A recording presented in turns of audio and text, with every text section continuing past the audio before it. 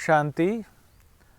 थकता कौन है और कौन ऐसा है जो नहीं थकता है? जब शाम होती है, जब हम जाके घर में सो रहे होते हैं तो कहते हैं आज मैं थक गया। तो जो मैं है वो थक रहा है और मेरा जो हमारा शरीर है जिसको लेकर हम बेड पर जाते हैं, सोते हैं, उसको हम रिलैक्स पाते हैं। तो जो थक रहा है ना, वही असल में आत्मा है। जब वो सोच रहा है तो उसको मन कहते हैं। सोचता कैसे है? जैसे किसी घर के बारे में सोच रहा है, पैसे के बारे में सोच रहा है, फैमिली के बारे में सोच रहा है, इधर उधर की बातें सोच रहा है। वो जो सोच रहा है ना, उसको हम कहते हैं वो 4 फॉर्म में हर एक चीज़ को सोचता है। उसको हम इमेज कहते हैं, कलर्स कहते हैं, साउंड और म्यूज़िक कहते हैं, आर्ट एंड ग्राफिक्स कहते हैं। इन चारों फॉर्म में आत्मा जब सोचने का काम करती है तो उसको हम मन कहते हैं।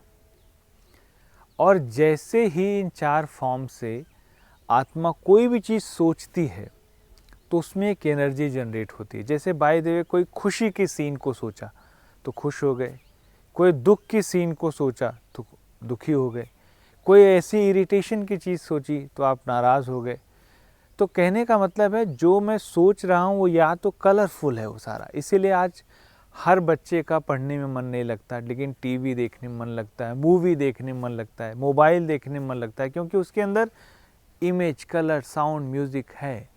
और दिन भर आत्मा उसी को ढूंढ रही है। लेकिन आज की जनरेशन में चूँकि ये सारी चीज़ें हैं तो सही, लेकिन पता नहीं हमको देखना क्या है। तो आत्मा की जो दूसरी शक्ति है जो डिस्क्रिमिनेट करती है, वो बताती है कि क्या करें क्या ना करें। लेकिन आज हम पूरी तरह से कंफ्यूज्ड हैं, तो हम कुछ भी देख लेते हैं। पहले के ज़माने में शुरू में क्या होता था, बड़े बुज़ुर्ग कहते थे कि रात को भगवान को याद करके सो, सुबह कहते हैं जब उठो तो भगवान को याद करके उठो। तो क्यों वो देवी देवताओं की तस्वीरों के सामने ले जाते थे? क्योंकि इतनी पॉजिटिविटी थी। उस पॉजिटिविटी को देखने के बाद हम सबके अंदर पॉजिटिव थॉट आते थे। लेकिन आज रात को बच्चे ऐसी फिल्में देख के सोते हैं, कुछ कुछ ऐसी चीज़ें देख के सोते हैं, तो सुबह उठने के बाद वही सारी चीज़ें याद आती हैं। तो बुद्धि का काम ये है कि गलत क्या है, सही क्या है, उसका फैसला करना, उसके बारे में समझना और वही चीज़ करना। लेकिन आज हमको देने वाला कोई नहीं समझ। इसीलिए हम भगवान के मंदिर में जाते हैं और कहते हैं कि ओ गॉड गिव मी नॉलेज, हे भगवान मुझे सद्बुद्धि दो ताकि मैं समझ सकूं कि गलत क्या है, सही क्या है। तो जो हमने सोचा और जो हमने निर्णय लिया कि आज मुझे ये करना है, ये नहीं करना है, वो सारा जाके जहाँ पर इकट्ठा होता है उसको हम संस्कार कहते हैं। जैसे आज हमने पूजा करने का संस्कार है किसी का, सुबह उठने का संस्कार है, वॉकिंग करने का संस्कार, ये सारे छोटे छोटे बहुत सारी हमने आदतें बनाई। तो एक दिन में तो नहीं बन गई, पहले शुरू किया। तो ऐसे ही हमने 4 तरह के नए संस्कार बनाए, जिसमें पहला संस्कार है जो माता पिता से मिला, जिसको हम जेनेटिक संस्कार कहते हैं। दूसरा संस्कार है जो हम जो कैरी करके ले आए, जिसको हम कहते हैं पूर्व जन्मों का संस्कार, कैरी फॉरवर्ड वाला संस्कार।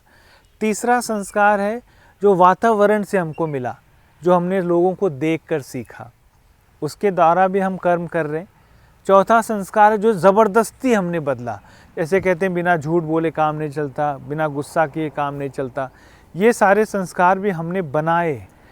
तो ऐसे 4 संस्कार और एक आत्मा का जो शुरू में मैंने बताया था, पहले सेगमेंट का पहला पार्ट, कि आत्मा 7 गुणों से भरपूर है। तो उसमें पहला ज्ञान, पवित्रता, शांति, सुख, प्रेम, आनंद और शक्ति, ये 7 गुण हमारा 5वां संस्कार।